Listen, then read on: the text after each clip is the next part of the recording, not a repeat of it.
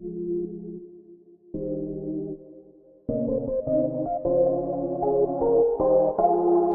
this is Stan Stolniker with Hub Culture, and we are at the Bermuda Innovation Sprint, a 2-week program focused on fintech, AI, blockchain, and just innovation in general here in Bermuda.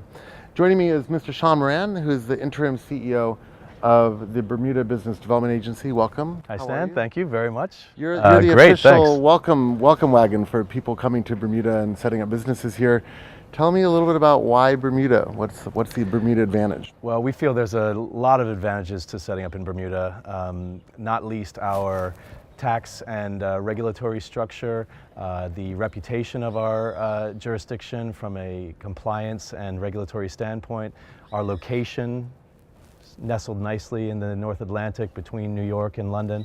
But I think increasingly for the purposes of this summit, one of our key messages to players in the blockchain and fintech space is that Bermuda is now one of the very first jurisdictions that's offering a very well-developed legal and regulatory framework for setting up new businesses in the fintech and blockchain space. So we're really promoting that heavily internationally, but especially here at the Sprint this week.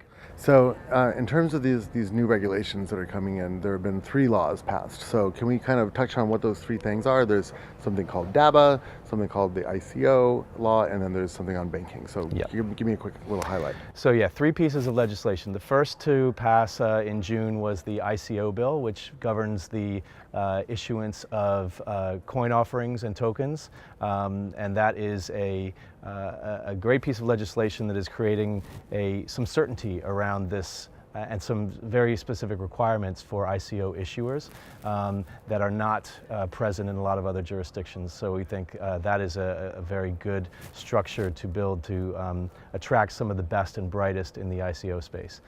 The second piece of legislation was the Digital Asset Business Act, or the DABA, which was formalized and acted into law in July of this year. And that creates a licensing regime for companies that are operating in the digital asset space, whether they're issuing ICOs or they could be digital asset exchanges, wallet providers, other businesses that are operating in this space as a business activity. The DABA is actually 2 classes of license. One is a modified license, which is essentially a regulatory sandbox that the business can operate in for a period of time. And then there's also the full license, which means that they're meeting all the regulatory requirements from day one. Obviously, you could start off with a modified license and graduate to a full license over time. And so what's the... And the third piece of legislation... Well, yeah, we got the third one with the bank. Third piece of legislation is the Fintech Banking Act, which was an amendment to our existing Bank and Deposit Companies Act, which will allow for new financial institutions that are catering to this sphere of the market to allow them to operate in Bermuda.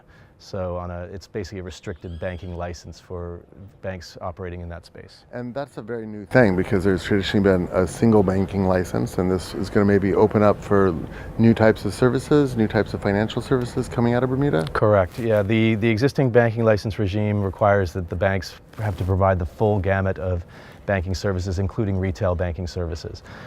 This new restricted banking license for fintech companies removes some of those requirements and focuses the services of that bank on the needs of the fintech community. Okay, so let's talk for a second about where all this is leading in terms of the evolution of Bermuda itself. Is there a kind of vision? I know that the Premier has outlined a vision for Bermuda to become a kind of tech hub within the Atlantic and really developing global services. What does that look like in terms of the vision for Bermuda? So the vision for Bermuda is, as you said, to really create an environment here that can be similar to like a Silicon Valley, a center for innovation, creative thinking, and development of solutions to global problems. I think that's really what the government would really like to see Bermuda become. And we've created the sort of foundation of that in the legal and regulatory framework that we've set up, and now we're building the ecosystem here to help develop out more of that business here on the island. Who are some of the companies that have come to Bermuda in response to all these changes? Well, yourselves as one of the pioneers, hub culture, I think, is a great example. But we've had dozens of companies incorporating here, whether they are ICO issuers or digital asset businesses. The first step is the incorporation. The next step is the licensing with our regulator, the Bermuda Monetary Authority, or BMA. Right now we have, as I said, dozens of companies that have actually incorporated, and many of those are now proceeding on to the licensing phase. There are some big names that you've probably heard of that had signed memorandums of understanding with the government, groups like Binance, Medici Ventures, and others, Shift, and some of those companies are now in the process of getting their licenses to operate out of Bermuda. The thing that we're most excited about with those companies is that there is a physical presence requirement in Bermuda if you're licensed under the Digital Asset Business Act. So that means that those companies will actually have a physical presence here and actual boots on the ground. It'll be a job creator for Bermuda, and that's something that the government's been very focused on as well. Right, very good. So it seems like a really comprehensive strategy. And final thing, really, the BDA is the sort of engine for bringing in the messaging and bringing in the people who are going to build these new technologies and businesses. What does your agenda look like? I know that you guys are on the road a lot. You have stuff coming up around the world. What does the year look like for you in terms of getting the message? Yeah, so we cover a lot of different industry sectors in Bermuda, including the fintech sector. What our job is to essentially create more jobs in Bermuda in this space. So our year coming up is very busy. We've got a number of third-party conferences that we'll be sponsoring and attending and participating and speaking at in the coming months. But we're also looking to attract more events to Bermuda, again, to reinforce the message that Bermuda is a center for this type of business. And of course, we have our own events, the BDA sponsored events, where we go on the road to places like London, New York, Miami, Toronto, and we actually bring our industry experts with us so that they can tell the story of Bermuda from their own perspectives. So our calendar is full. We have a lot of things coming up. We're constantly pushing and out there on the road, as well as locally building the messaging around the companies that are operating in the space here. Great. So BDA.bm?